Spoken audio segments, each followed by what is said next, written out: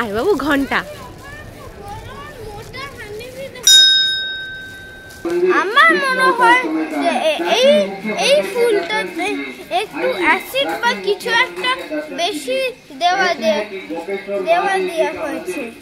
দেওয়া হয় কে অ্যাসিড কে দিয়ে দিয়েছে? ফুলে কে অ্যাসিড দিয়েছে ওইটা আমি জানি না, কেননা এইটা হচ্ছে খুবই প্রাচীন মন্দির, আর এই মন্দিরের ভেতরেই আমি अच्छा स्वयंभू प्रकट हुए हैं। हम लोग अभी तो मुंबई से ही आए हैं।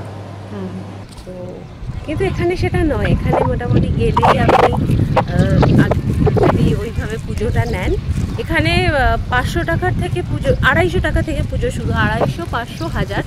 তো যেটা আপনারা নেবেন 1000 টাকার পুজোটা ওই নাগনাগিনীর জোড়াটা দিয়ে আপনারা পুজো দিতে পারবেন।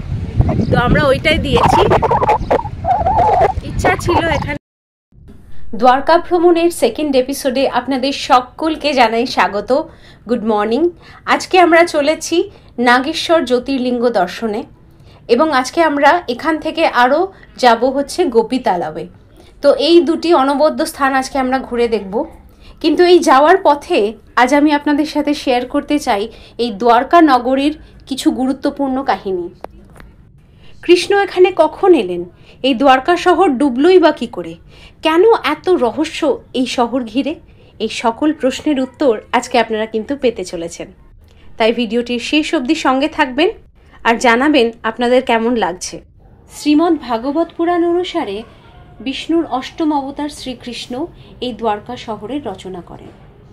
ওনার জন্ম হয়েছিল মথুরার কারাগারে, এবং তারপরে ওনাকে ওনার পিতা গোকুলে দিয়ে আসেন। উনি নন্দলালের ঘরে বড় হন এবং ওখানেই গোপী এবং শ্রী রাধার সাথে রাসলীলা করে এবং আরও অনেক বাল্যলীলার মাধ্যমে উনি বড় হয়ে ওঠেন।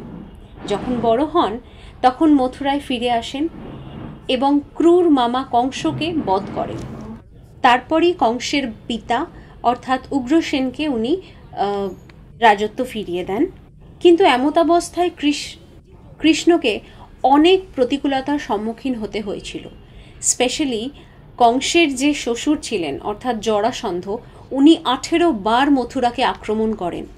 ফাইনালি কৃষ্ণ ডিসাইড করেন যে না, মথুরাকে এইভাবে অ্যাটাকের হাত থেকে বাঁচাতে গেলে একটাই পথ, এই যুদ্ধ ছেড়ে আমাদেরকে সকলকে চলে যেতে হবে। তাই উনি ডিসাইড করেন যে উনি মথুরা থেকে দ্বারকা চলে আসবেন। উনি তখন বর্তমানের যেটা এই সৌরাষ্ট্র অঞ্চল অর্থাৎ গুজরাটের সৌরাষ্ট্র, সেখানে চলে আসেন এবং সমুদ্র দেবতার কাছে কিছু ভূমি চেয়ে নেন। কুশস্থলী অর্থাৎ এনশিয়েন্ট পৌরাণিক যে সমস্ত বই, সে সমস্ত বই অনুসারে একটি জায়গা ছিল এই এলাকাতে, তার নাম কুশস্থলী। সেই কুশস্থলীর পাশেই দ্বারকা শহর গড়ে ওঠে। এই দ্বারকা শহরে 900টি মহল ছিল এবং তাতে 1000-এরও বেশি লোক নিয়ে উনি বাস করতেন। যেহেতু রণভূমি ছেড়ে এসেছিলেন, তাই দ্বারকাতে প্রচলিত আছে ওনাকে রণছোড় নামে ডাকা। এবার বিষয়টা হচ্ছে দ্বারকা শহরটা ডুবলো কী করে? এর পিছনে অনেক কিছু কারণ আছে। প্রাচীন মহাভারত যদি আমরা ঘাঁটি তাহলে আমরা পাবো যে গান্ধারীর অভিশাপের জন্যই কিন্তু যদুবংশ ধ্বংস হয়েছিল। এটা আমরা সকলেই জানি।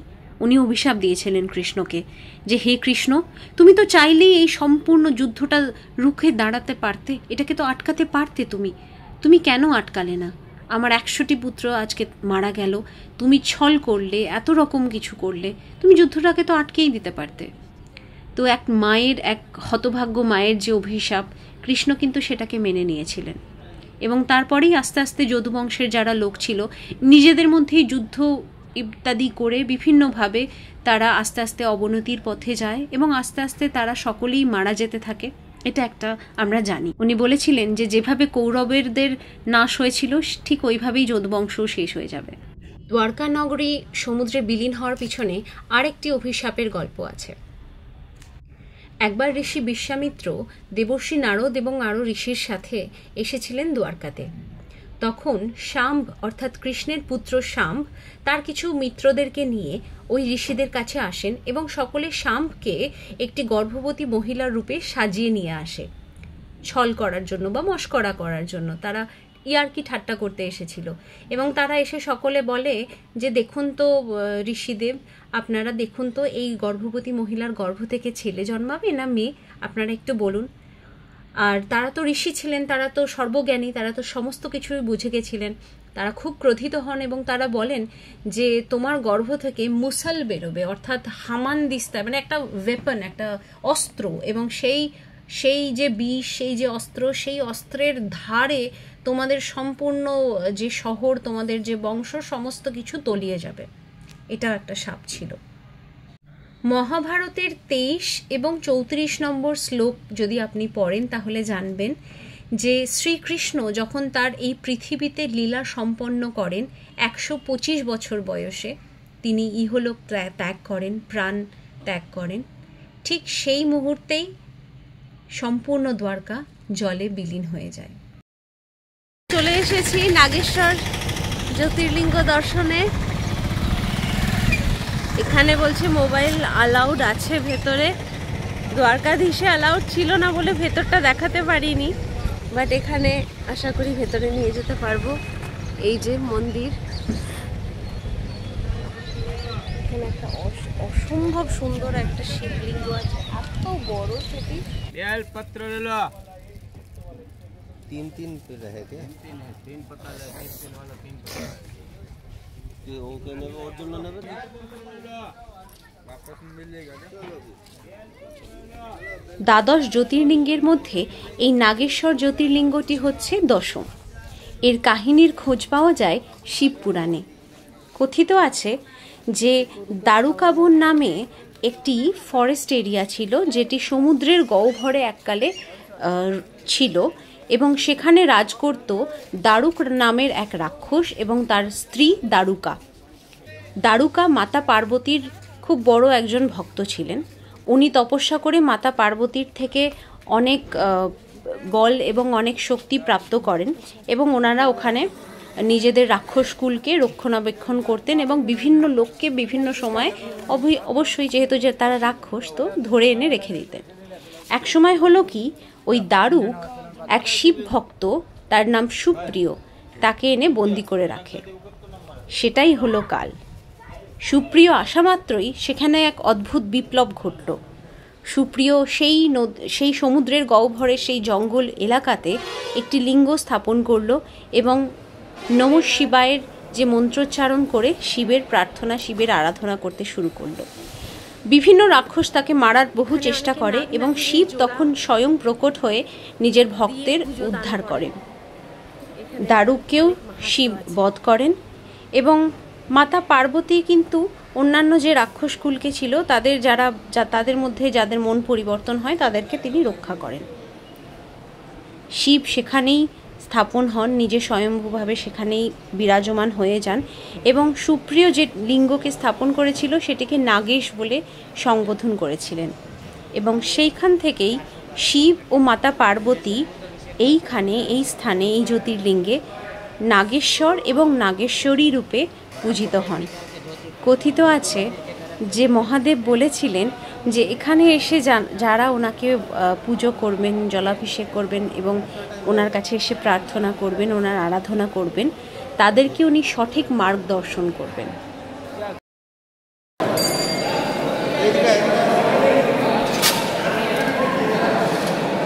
চলো বন্ধ করলে না জমা হয়ে যায়গা না, এরপরে এবার মোবাইলটা বন্ধ করে দিতে হবে। আমরা অভিষেকটা করে আসি, তারপরে আবার দেখা হচ্ছে।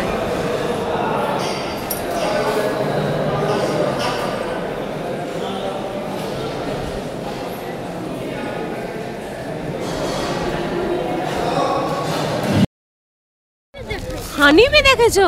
হ্যাঁ, খুবই বড় ছিল আর খুবই মোটা ছিল। সকাল সকাল আমরা জলাভিষেক করে পুজো হয়ে গেল আমাদের। খুব সুন্দর দর্শন, পুজো অপূর্ব হলো। এখানে নাগ নাগিন, মানে রূপোর নাগ নাগিনের জোড়া দিয়ে পুজো করার খুব মাহাত্ম্য আছে। আয় বাবু, ঘন্টা।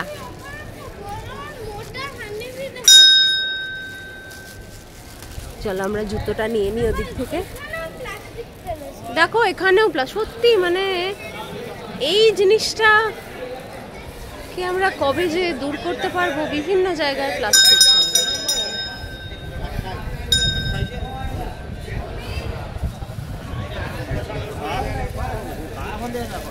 এখানে নাগ নাগিনের জোড়া দেওয়ার মাহাত্ম্য আছে, কেননা নাগেশ্বর জ্যোতির্লিঙ্গ তো, এটা দ্বাদশ শিবলিঙ্গের, দ্বাদশ জ্যোতির্লিঙ্গের একটি। তো এইখানে মহাদেবকে নাগ রূপে এবং মাতা পার্বতীকে নাগিনী রূপে পুজো করা হয়, এটা লেখা আছে ওখানে। তো সেই কারণে এখানে রূপোর নাগ নাগিনকে দিয়ে পুজো করার একটা প্রথা আছে। চলো চলো এবার আমরা আস্তে আস্তে এখান থেকে আমাদের নেক্সট ডেস্টিনেশনে এগোবো। আমাদেরকে প্রসাদও দিয়ে দিয়েছে এখান থেকে। নিয়েছি, দেখো কিরকম মেঘ আসছে, দেখুন কিরকম কালো মেঘ করে আসছে। ওদিকে কিন্তু সূর্য আছে। দারুণ চত্বর, মন্দির চত্বর একদম ফাঁকাই ছিল না। আমরা আবার রোদ দেখে ছাতা রেখে দিয়ে চলে এসেছি আমাদের ব্যাগে। সব আমরা চেক আউট করে ব্যাগ রেখে এসেছি, কেননা রাতেই আমাদের ট্রেন। বেরোবো মনে হয় ওই দিক দিয়ে, ওই দেখো, ওই দেখো ওই দিক দিয়ে যাচ্ছে না? হ্যাঁ, এখান দিয়ে ওই দিক দিয়ে। দ্বাপর যুগ, ত্রেতা যুগ, কলিযুগ, সংস্থা রুপিয়া। আচ্ছা, এটা বড় গ্রহরাজের মন্দির। মন্দিরটা দারুণ লাগছে এখান থেকে।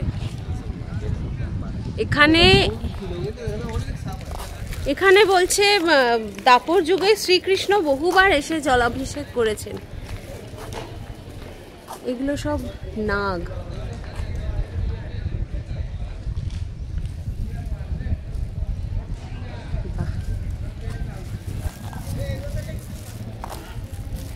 And the grand Lord Shiva. সামনে থেকে চলুন আর একবার দেখব।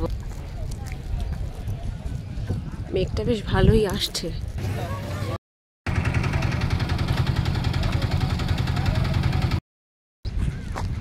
এখানে না প্রচুর ময়ূর আছে, ময়ূরের ডাক শুনতে পাচ্ছি। গাড়ি থেকে আসার সময় দেখলাম, ও ক্যাপচার করতে পারিনি। তো যদি দেখা পাই আবার, তাহলে ক্যাপচার করব। দেখছি চারপাশটা। ওই দেখুন, ওই ঝোপগুলোর থেকে ডাক আসছে। ওই ওই ওই যে ঝোপগুলো পিছনে, ওখান থেকে ডাক আসছে। এই তো এখানে গাড়ি। দারুণ চারপাশটা।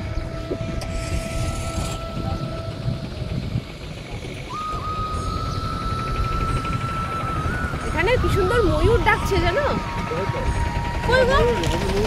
ওই দেখতে পাচ্ছি না।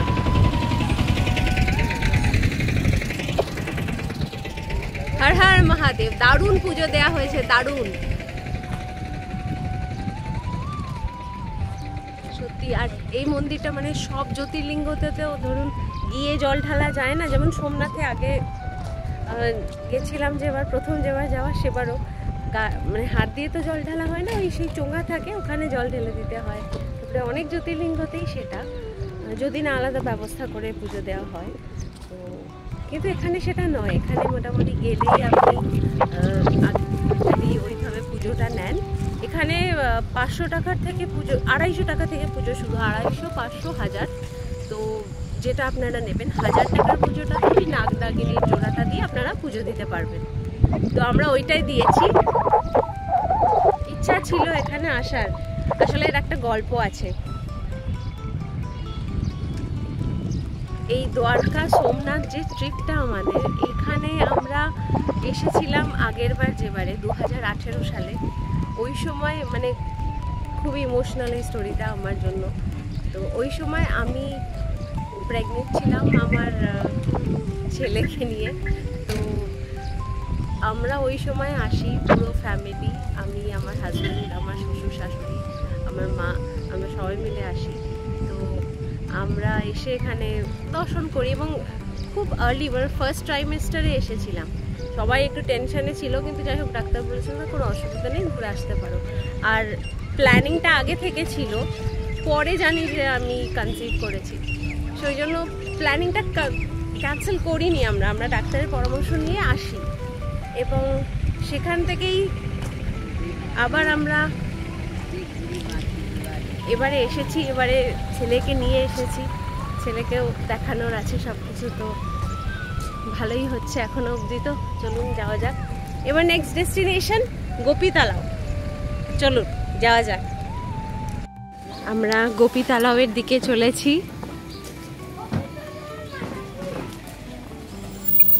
এই গোপী তালাওয়ের একটা সুন্দর গল্প আছে।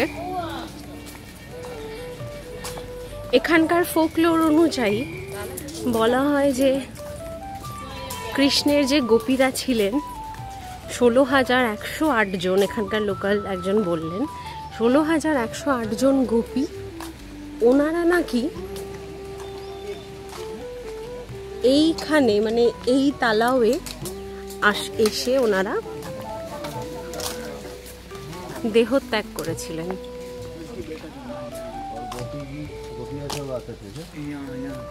यही गोपी तालाब है। अच्छा, और यहाँ पे अभी कौन रहते हैं? यहाँ हमारा इसके वो जजमान है, हाँ, जजमान रहते हैं जो देखभाल करते हैं। अच्छा, वो अंदर एक कुआं जैसा है ना, वो यही गोपी तालाब है। গোপীরা নাকি বৃন্দাবন থেকে এখানে এসেছিলেন, শারদ পূর্ণিমার দিন রাসলীলা করেন কৃষ্ণের সাথে এবং তারপরেই ওনারা এখানেই নিজেদের দেহত্যাগ করে কৃষ্ণের সাথে মিশে যান। পা দিও না, একটু মাথায় জল নিয়ে না।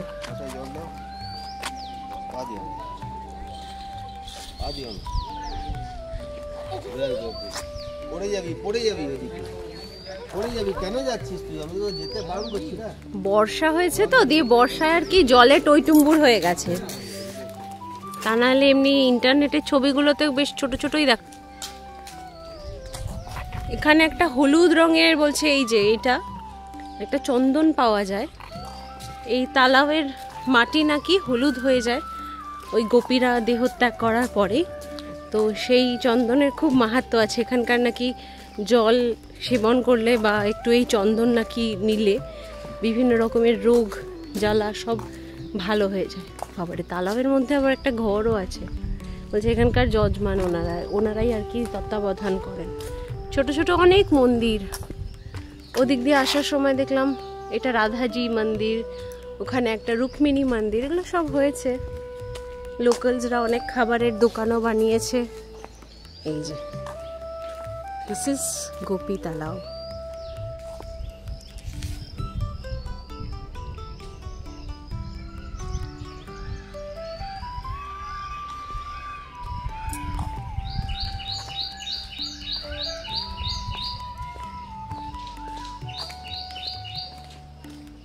तिरुपति बालाजी भगवान, चलो देखिए আসি।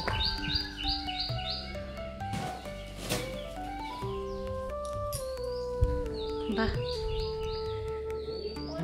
এগুলো এখানকার মানুষ এখানেই থাকে, বুঝলি তো?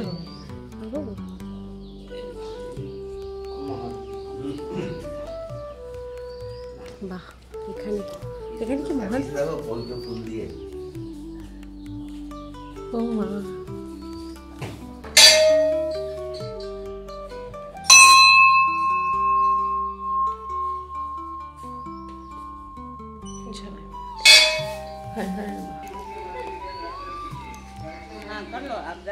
চলো জয় বালাজি।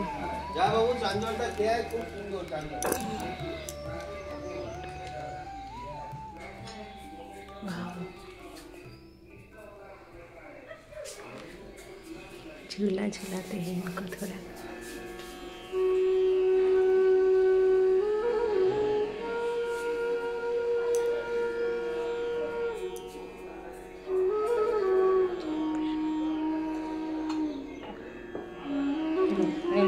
हाँ,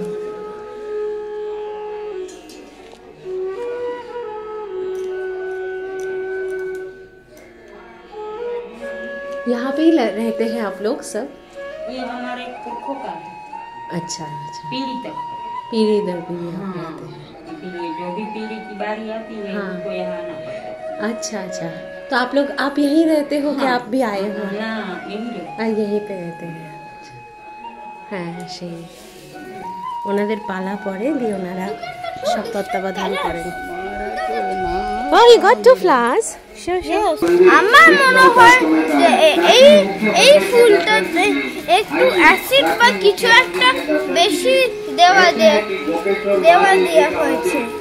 দেওয়া হয় কে অ্যাসিড কে দিয়ে দিয়েছে? ফুলে কে অ্যাসিড দিয়েছে? ওইটা আমি জানি না, কেননা এইটা হচ্ছে খুবই প্রাচীন মন্দির, আর এই মন্দিরের ভেতরেই আমি ওইটা পেয়েছিলাম। ফুলটা এই ফুলটা অ্যাসিডিক বলে এটার কালারটা চেঞ্জ হয়ে গেছে। ও আচ্ছা, ঠিক আছে, এটা একটা অন্য রকমের থিওরি পাওয়া গেছে। বাবু আয় আয় আয়, চল ওখানে সবাই নামছে এই ঘাটে। আয় বাবু আয়, আয় বাবু আয়।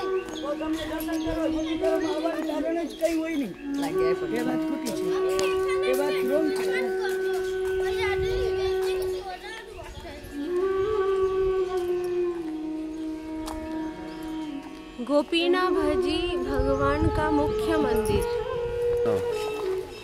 এটা কি বলতো, গাছের শিকড়ের ফসিল। হাওয়া দিচ্ছে দারুণ। গাছের শিকড়, এটা কোনো গাছের শিকড় ফসিল হয়ে গেছে। কত পুরনো পুরনো গাছ আছে এখানে, বট, অশ্বত্থ, নিম, আরো কত কি। গোপীনাথের মন্দির, এটা বহু প্রাচীন। আয় বাবু।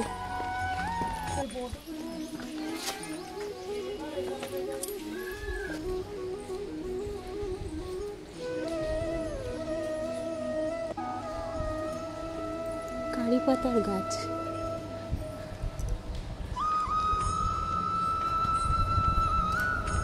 गोपी तालाब में जैसे प्रकट हुआ है। अच्छा, स्वयंभू प्रकट हुए हैं। आप लोग कहाँ से? हम लोग अभी तो मुंबई से ही आए हैं। हाँ इस बंगाल के? हाँ, बंगाल के। तो भी अच्छा बोलते, हिंदी आता है? हाँ, हिंदी तो आता है। और आप सेवा करते हैं भगवान का बस चरण की सेवा करते ठाकुर जी। वसुदेव सुतम देवम कम सचारम वर्धनम देव की परमानंदम। ये आप लोग को हिंदी समझते हैं। दीपावली था, दीपावली, हाँ। दिवाली। हाँ। तो दिवाली के पहले हमारे गुजरात में बोलते हैं धनतेरस। हाँ, मैंने कोई बोलते हैं धन त्रयोदशी, हाँ पर दोनों सेम होता है। तो ये हर साल हम सिद्ध करते हैं। हिरण्यवर्णाम हरिणीम सुवर्णाम चंद्राम लक्ष्मीम जात वेदो मावताम जात वेदो लक्ष्मी मनपगामिनीम यश्याम हिरण्यविंदयम गाम संपुरुषा नम स्वपुरामृतम अध्यामत ये हम पूजा करके रखते हैं। मैंने जिसकी खूब बोलो बेटा, खूब आशीर्वाद देते हैं। जय गोपीनाथ भगवान की जय। आपकी यात्रा सफल करे, पूर्ण करे Thakur ji. Thank you, thank you. হ্যাঁ, একটা না, এই মন্দিরের পুরোহিতজি আমাদেরকে অনেক ইনফরমেশন দিলেন। এবার আমরা এগোচ্ছি,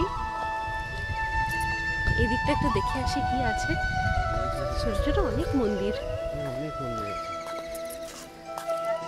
দেবভূমি দ্বারকা, দেবভূমি, আর অনেক ঘাটও আছে। এই দেখো এখানে একটা ছোট্ট ঘাট। বাবু আয়, কলকে ফুলের অনেক গাছ গো।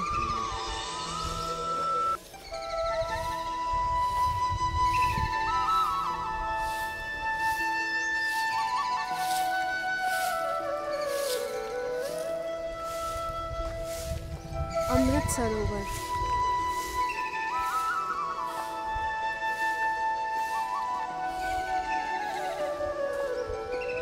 নিমের ফল পড়ে আছে রাস্তায় অনেক। उधर नहीं जाइए, उधर उधर थोड़ा नहीं जाइए। अच्छा, उधर नहीं जाएगा। वो जो ये चलो चलो।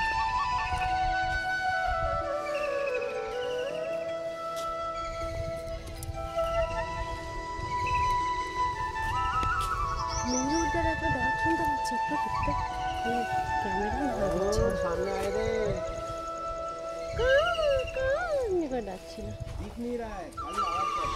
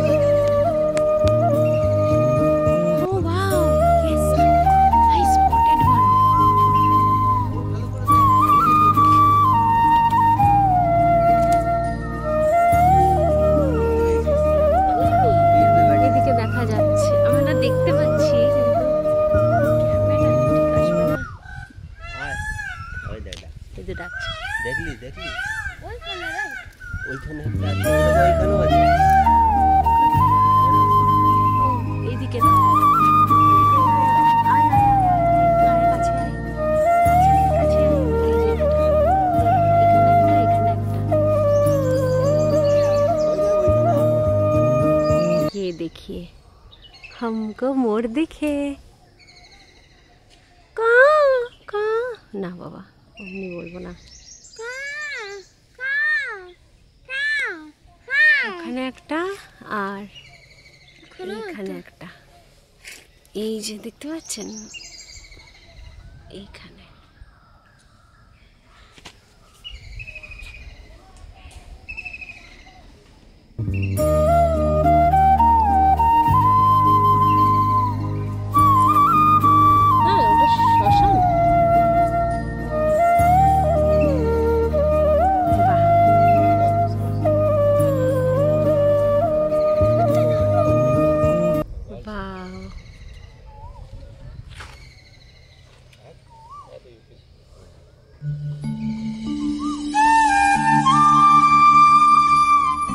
বাবু তুই না পড়ে যেতে পারিস সরে আয় সরে আয় সরে আয় স্লিপ কে ওটা স্লো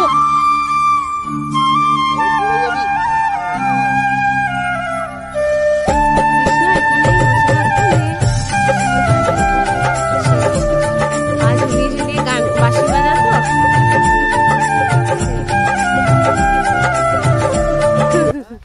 সেই তুই বাঁশি বাজাও তো ঘুমোতে ইচ্ছা করছে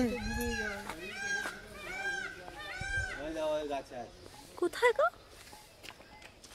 গোপী তালাবের প্রতিটি বাতাসের স্পর্শে অনুভূতি হচ্ছিল এক অলৌকিক উপস্থিতির মনে হচ্ছিল যেন এই গোপীরা আজও অদৃশ্যভাবে এখানেই বিরাজ করছেন তাদের প্রেমে ভরিয়ে রেখেছেন এই ভূমিকে এই স্থানের শান্তি ও রহস্যময় আভা সত্যিই আপনার হৃদয়কে এক অবর্ণনীয় অনুভূতির স্পর্শ করাবে আপনারা কিন্তু অবশ্যই আসবেন এখানে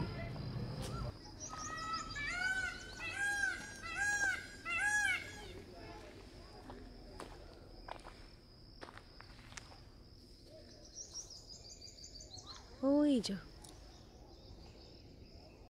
ওই যে ওই যে ওইখানে ওই তো দেখলি চল আমি নামবো না আর নেবো না আমি নামবো না আর নেবো না বাবা চলো চলো চলো থেকে নিলে হ্যাঁ না না চলো চলো চলো দারুণ জায়গা হাঁস চড়ছে তালাবে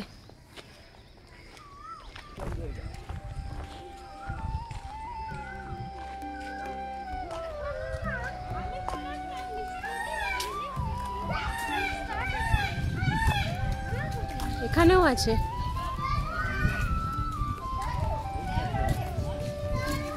এই মন্দিরটার পিছন দিকটাতে আছে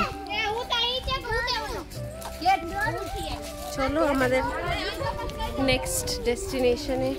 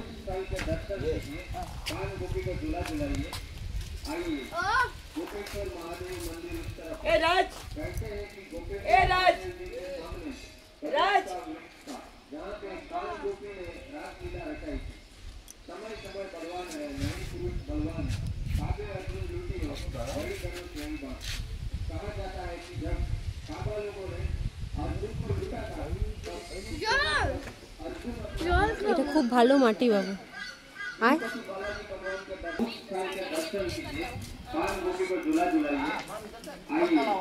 गोपेश्वर महादेव मंदिर इस तरफ है कहते हैं कि गोपेश्वर महादेव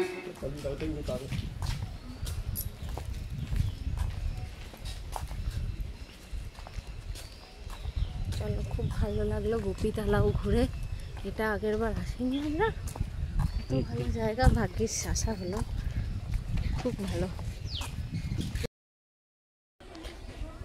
বাবু এটা খা জল গাড়িতে ছাঁচ এখানে ছাঁচ বিক্রি হচ্ছে এখানে অনেক গরু তারপরে মোষ খাবো খাবে एक और ग्लास दीजिए। मसाला बिना बिना मसाला के थोड़ा मसाला थोड़ा मसाला थोड़ा दीजिए, थोड़ा सा। কি সুন্দর ডাক ময়ূরগুলো। এই গোপী তালাবে আসলে আপনার মন একটা বাঁধ ভাঙা শান্তি অনুভব করবে। কেমন লাগছে? আমরা তো চলতে চলতে কখন যে সময়টা কেটে যাচ্ছিল বুঝতেই পারছিলাম না। বেশ অনেকটা সময় হয়ে গেছে আমরা এখানে এসেছি, দারুণ ঘুরলাম আর এক অদ্ভুত অনুভূতি নিয়ে এখান থেকে ফিরছি। আপনারা যারা আসবেন দ্বারকা অবশ্যই মনে করে এই গোপী তালাওটা ঘুরে যাবেন। নাগেশ্বর জ্যোতির্লিঙ্গ থেকে আপনারা যদি ভেটদ্বারকার পথে যান তাহলে ভেটদ্বারকা যাওয়ার রাস্তাতেই আপনাদের এই গোপী তালাও পড়বে। এখন আমরা এখান থেকে বেরিয়ে পড়ব এবং আমরা চলেছি আজ ভেটদ্বারকার উদ্দেশ্যে। তবে সেই গল্প পরের এপিসোডে আসবে। আপনাদের কেমন লাগলো এই সম্পূর্ণ এপিসোডটি আমাদের জানাবেন। হয়তো একটু লম্বা হয়েছে, তবে সত্যিই এই গল্পগুলো আর এই অনুভূতিগুলো একদম রিয়েলিস্টিক্যালি আপনাদের সামনে তুলে ধরতে চেয়েছিলাম বলেই এটাকে এইভাবে প্রেজেন্ট করা। আপনারা জানাবেন আপনাদের কমেন্টে কি কি জিনিস আপনাদের সব থেকে মন ছুঁয়ে গেছে। যদি কোনো রকমের ফিডব্যাক থাকে সেটাও অবশ্যই জানাবেন। আর আপনারা এই ভিডিওটিকে শেয়ার করুন আপনাদের সকল পরিবার ও বন্ধু বান্ধবদের মধ্যে।